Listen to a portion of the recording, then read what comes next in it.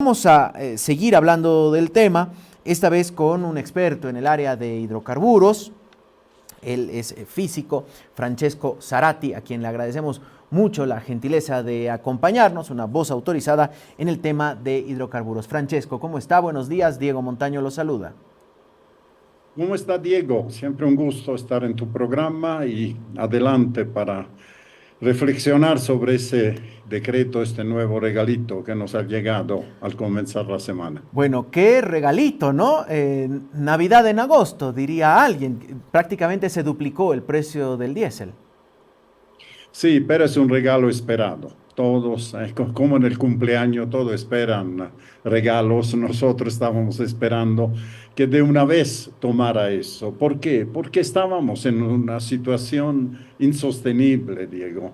Decir, dos razones principales. Uno, el precio en Bolivia del diésel era mucho más bajo que el precio del Perú, es decir, era un aliciente irresistible para el contrabando.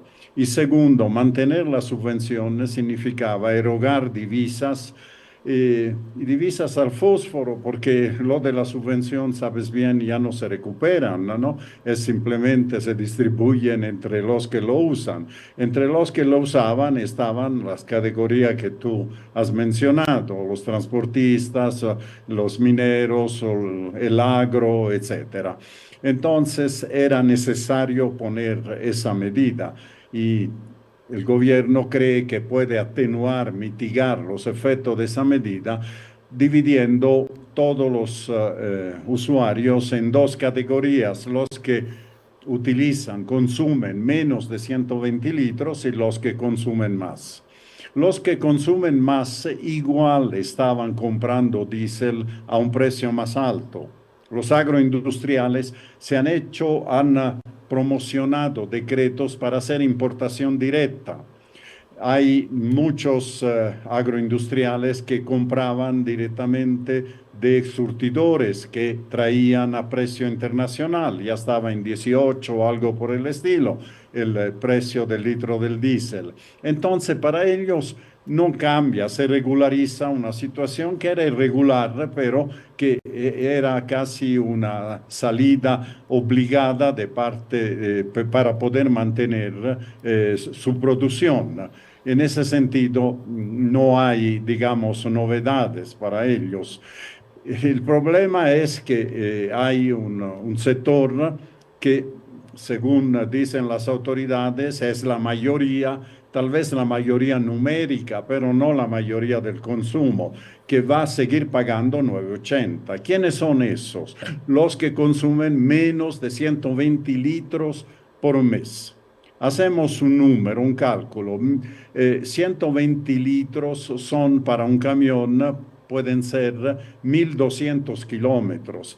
1.200 kilómetros no da para ir y volver a Santa Cruz, por ejemplo, tal vez ni ir y volver a Cochabamba. Entonces, una vez, no en un mes. Entonces, realmente estamos hablando de pequeños usuarios. El taller que tiene una maquinaria Ahora, diésel, el Francesco, campesino que tiene un tractor, pero no el transporte interdepartamental. Francesco, le comento que hablábamos con el ministro al arrancar el programa y le hacía esta pregunta, ¿no? ¿Qué pasa con las flotas? ¿Qué pasa con los camiones? Y él decía, no, ellos son usuarios directos, perdón, ahora le voy a decir, no, ellos son clientes directos.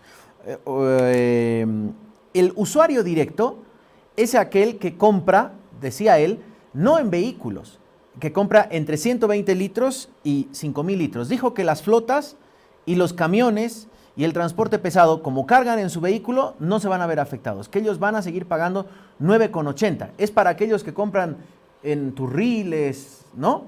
En un surtidor, y ellos serían los usuarios directos a los que se les va a incrementar. Por lo tanto, diríamos que el sector del autotransporte no se vería afectado, según la explicación del ministro.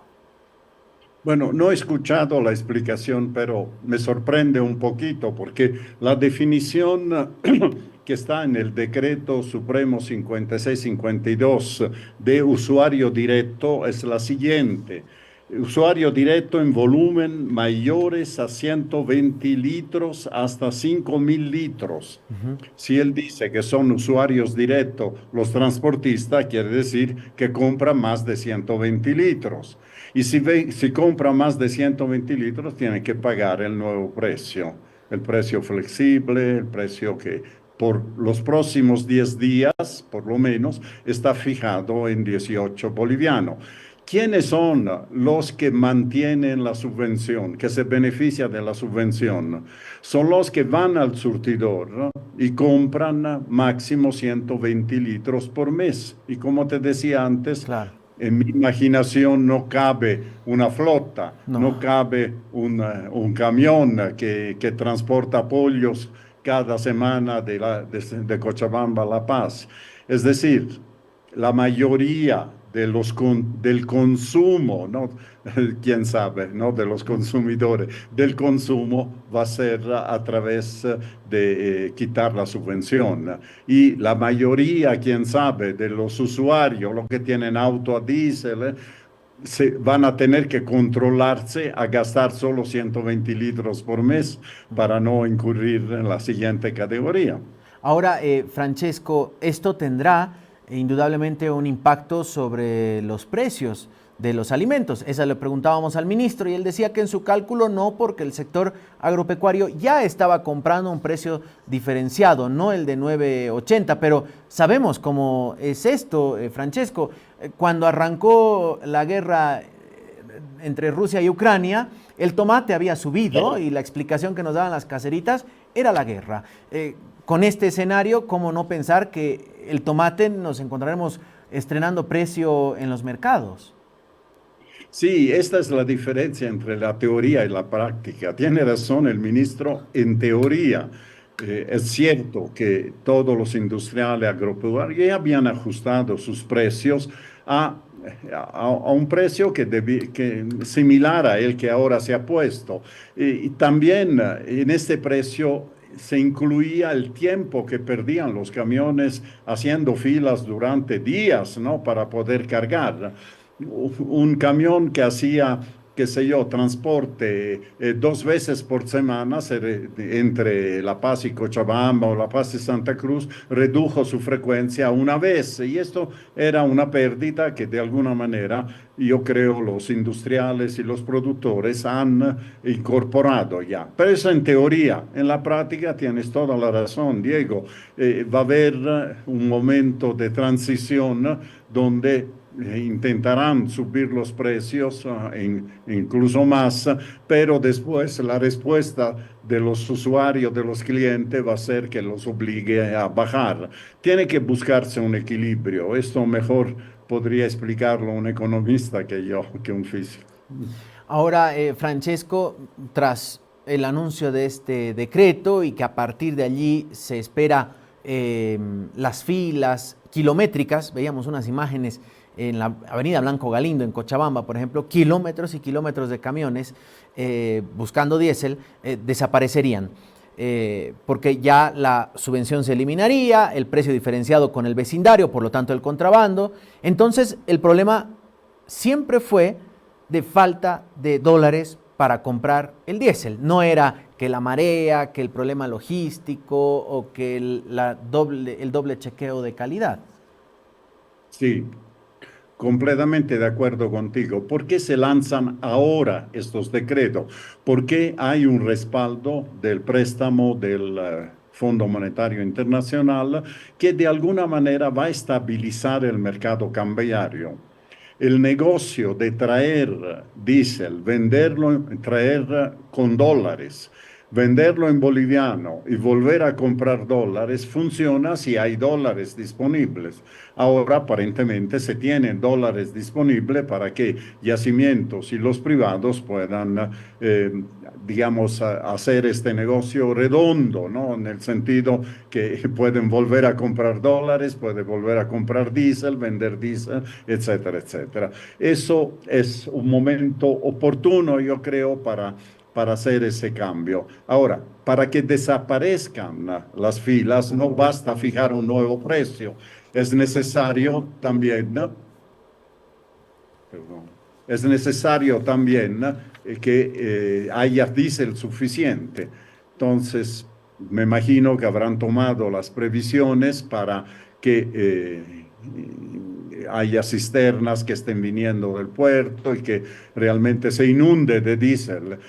Va a haber menor pedido, obviamente, menor demanda, ya sea por el precio, ya sea porque la gente va a esperar qué hacer, y ya sea también porque se han cortado las alas al contrabando. Eh, yo no puedo descartar que algunos o muchos de los vehículos que estaban en la cola eran parte de la cadena del contrabando. Ahora ya el contrabando no es negocio. La diferencia, si existe, es mínima y no justifica un negocio como esto. Francesco, el ministro también nos anunció que la ANH se va a cerrar y que se va a crear otra instancia, incluso con participación de la policía para, nos imaginamos, luchar contra el contrabando y algunos delitos alrededor del combustible. Sí, y en eso estoy de acuerdo con el ministro. Es decir, un daño grave que ha hecho el MAS a la institucionalidad del sector de la energía en general, en todos los sectores, es hacer que volver la superintendencia, que eran entidades autónomas, volverla dependientes de los ministerios. Lo que hay que volver a eso. Ya en el proyecto de ley de la electricidad está eliminada la agencia correspondiente y hay una nueva entidad que es autónoma del ministerio, autónoma de ENDE. Lo propio tiene que suceder en hidrocarburos. La nueva superintendencia, para darle un nombre, tiene que ser autónoma del ministerio, autónoma de yacimientos, capaz de fiscalizar y si hay gasolina, digamos, desestabilizada, tiene el poder, la facultad para parar ese comercio, para parar esa utilización. ¿Por qué? Porque es autónoma. Mientras, dependiendo del ministerio y dependiendo de yacimientos, tenía que hacer lo que le decían. Y de ahí posiblemente ha nacido parte del problema de la gasolina basura. Ya que menciona la gasolina y decía el esperado regalo, deberíamos también pensar que en algún momento pueda ocurrir lo mismo con la gasolina, aunque el presidente YPFB descartaba aquella situación hoy al entrar a una reunión en Santa Cruz, pero bueno, a la luz de la situación, el conflicto en Medio Oriente, el barril de petróleo a más de $80, uno podría pensar que con la gasolina puede llegar a ocurrir lo mismo. Eso debería suceder, pero otra vez en teoría, pero la práctica es diferente por dos razones. Primero, por el impacto social que tiene el precio de la gasolina. La gasolina, estamos hablando del transporte urbano, de los bolsillos de la gente que ya están disminuidos y están muy presionados por el incremento de los precios.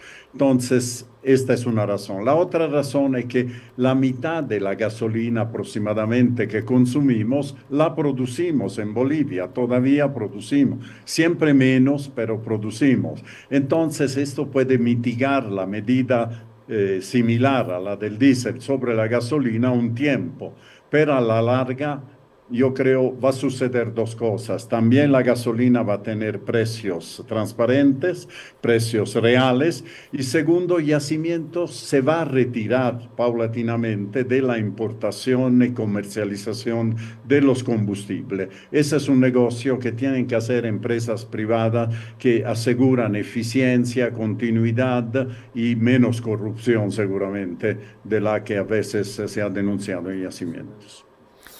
Pero para esto de YPFB, por ejemplo, Francesco, sí se requeriría una modificación constitucional. No, porque en la medida en que estos productos, la gasolina, el diésel, son importados, ya no son producción nacional. Yacimientos tiene el monopolio sobre la producción nacional de hidrocarburos. Eso dice la Constitución, la producción de hidrocarburos. Pero si no son producidos, son importados, no tiene nada. Por eso se han hecho los decretos que han liberalizado la comercialización de los hidrocarburos. La base constitucional era esta y correcta es. El que importa es el dueño, ya no es el Estado el dueño de los hidrocarburos. El Estado es dueño de los hidrocarburos que produce yacimientos, pero si no los produce, si los importa, cualquiera puede traerlo y es dueño de eso y lo manejará dentro de las normas, la ley, con reglamentos, con salvaguardas, pero son ellos los dueños, los que ponen la plata. Ahora, Francesco, una posible solución al problema de la compra de diésel y de gasolina sería la importación de crudo y que en nuestras dos refinerías se pueda producir diésel y gasolina o no damos abasto. Este es un tema que se ha hablado mucho tiempo, ¿no? Y que nunca se ha hecho, digamos, de una manera vigorosa, para decirlo así. Yo distinguiría, en el caso de la gasolina es posible que funcione. Funcionaría mejor si tuviéramos oleoductos para traer ese producto 24 horas al día, ¿no? En lugar que con cisterna que tienen muchas dificultades.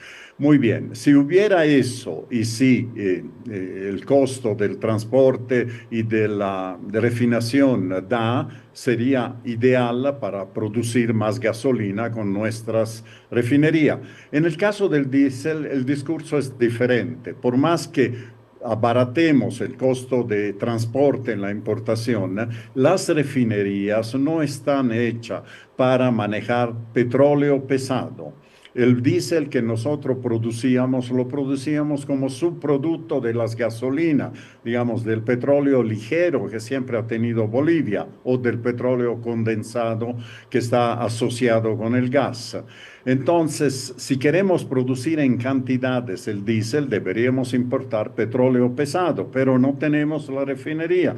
Deberíamos invertir en refinería para que procesen eso. Todo esto tiene un costo y es un problema económico. Hay que ver si conviene o no conviene. O conviene importarlo si es que los precios también bajan una vez que termine esa bendita o maldita guerra de Irán. Francesco, ¿cuál- ¿cómo se maneja el tema de carburantes en el vecindario? Para ver y compararnos con más o menos pares, ¿no? No vamos a irnos más allá. ¿Qué hace Paraguay, por ejemplo, para tener gasolina, diésel? No sé si es un país que con su propia producción de petróleo abastece el mercado o también importa. ¿Qué hace Chile, no sé, Perú? Si uno va a Chile, a Perú, a Brasil, lo que encuentra son surtidores que tienen su propia insignia. Algunas dicen Repsol, otras dicen Petrobras, otras dicen Total. Es decir, se manejan así todos los países. Tienen empresas que manejan toda la cadena, que producen el petróleo o el gas y refinan o hacen refinar esos productos y los comercializan. En Bolivia nosotros con la nacionalización hemos puesto un monopolio que era solo yacimientos y PDVSA, si no me equivoco, le dieron posibilidad y algunos privados que manejan los surtidores.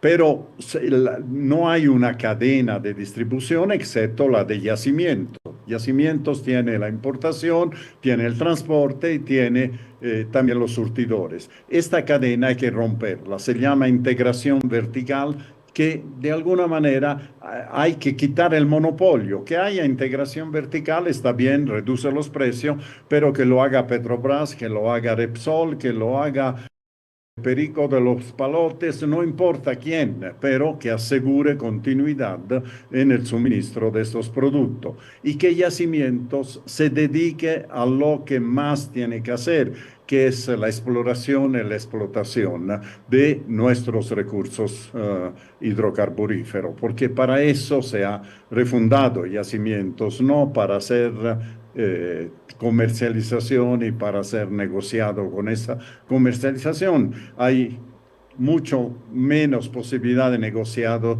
en el trabajo de campo que en el trabajo de comercialización. Y eso cortaría las uñas a mucha gente.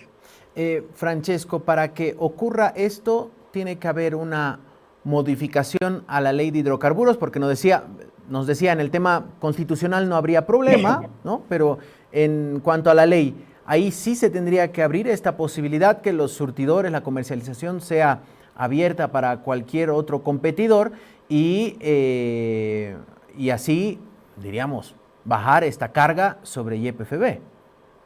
Sí, y no creo que sea necesario, lo decía antes, una modificación constitucional, ni siquiera de la ley. Tal vez algunos ajustes habrá que hacer a la ley de hidrocarburos en la comercialización, estamos hablando. Sí. Sí, los ajustes a la ley tienen que venir en el lado de la explotación, exploración, explotación, porque mientras haya, digamos, un 50% para el Estado y un 50% que se reduce muchas veces al 20% para el que invierte, arriesga y hace todo, las cosas no van a funcionar. Si queremos traer inversiones, hemos dado un primer paso con la ley de inversiones, pero la ley de hidrocarburos necesita ser modificada con un IDH que sea flexible, es decir, que dependa del volumen de producción, del precio del petróleo, que dependa de las condiciones específicas que a veces encarecen los costos en un campo y lo hacen menos caro en otro. Es decir, algo un poco complejo, pero que sí, para responder a tu pregunta, es necesario y urgente por lo menos modificar la ley de hidrocarburos. Reescribirla totalmente, tal vez no sea el momento oportuno, pero por lo menos modificar la parte tributaria es fundamental si queremos atraer inversiones para exploración y explotación. Ahora, Francesco, en términos generales, cuando uno habla de exploración y explotación de hidrocarburos y, por ejemplo, de gas, en el tema del gas, ahí tenemos está en la nebulosa saber cuántos TCFs finalmente tenemos de reserva, porque es una información que no se la ha dado a conocer. Algunos hablan del 2028, del 2029 como fechas límites a las que llegaríamos solamente consumiendo internamente el gas. Y ahí, claro, ¿cuánto tiempo le toma a un proyecto en promedio empezar a ya sacar moléculas de gas? Porque creemos que no es algo de la noche a la mañana. Sí, tienes toda la razón. Se necesita tiempo, se necesita exploración, se necesita explorar, buscar, tener éxito con con pozos exploratorios y que sea una producción comerciable, económicamente viable. Se habla normalmente de 5 a 7 años desde el momento que se empieza esa actividad. Y tenemos que pensar de otra manera. Lo que necesitamos en Bolivia tal vez no sea solo o tanto gas y petróleo, sino energía. Y esto es algo que yo insisto constantemente. Se necesita generar mayor energía eléctrica con fuentes renovables, principalmente con hidroeléctrica, porque son fuentes continuas que dan todo el tiempo, 24 horas pueden producir electricidad, pero también con solar, acompañada de eólica, acompañada de acumulación de energía en las horas pico en que no se consume toda la energía que se produce. Es decir, una transición energética. De eso se habla poco, pero es lo más necesario y urgente en Bolivia en este momento. Y ahí, Francesco, ¿qué pasaría, por ejemplo, con las termoeléctricas que tenemos instaladas? ¿Ya dejarían de operar o se puede reconvertir eso también? No, las termoeléctricas son necesarias porque son un respaldo en firme para la energía en cualquier momento. En momento en que algunas hidroeléctricas, por ejemplo, tengan poca agua y no puedan producir al 100%, o en las horas nocturnas, o en un caso, un episodio, digamos, de crisis que suceda, como una caída, un apagón o cosas por el estilo. Entonces hay que mantenerla y que mantenerla en la producción suficiente para que sean rentables. Es decir, no van a funcionar al 100% porque no tenemos el gas y nos cuesta mucho importarlo, pero tiene que seguir funcionando y manteniendo ese respaldo. Es decir, es potencia instalada que no podemos cerrar ni reconvertir, la tenemos que mantener, pero el énfasis tiene que ser en las renovables. Hace 20 años, la situación en Bolivia era que el 60% de la electricidad se producía con hidroeléctrica y solo el 40% con gas.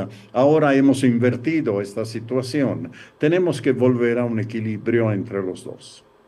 Francesco, queremos agradecerle mucho la gentileza, siempre es un placer conversar con usted a propósito de, bueno, estas nuevas reglas, por lo menos para el diésel, para gran parte, diríamos, de la población que usa diésel, que se ha visto afectada y que seguramente ya tendremos más repercusiones, así como la de los cooperativistas mineros y el autotransporte, que ya piden la abrogación de este decreto. Así que hasta otro momento, Francesco, gracias. Un placer, Diego, como siempre en tu programa y buena jornada. Gracias igualmente, Francesco Zarati, experto en tema de hidrocarburos.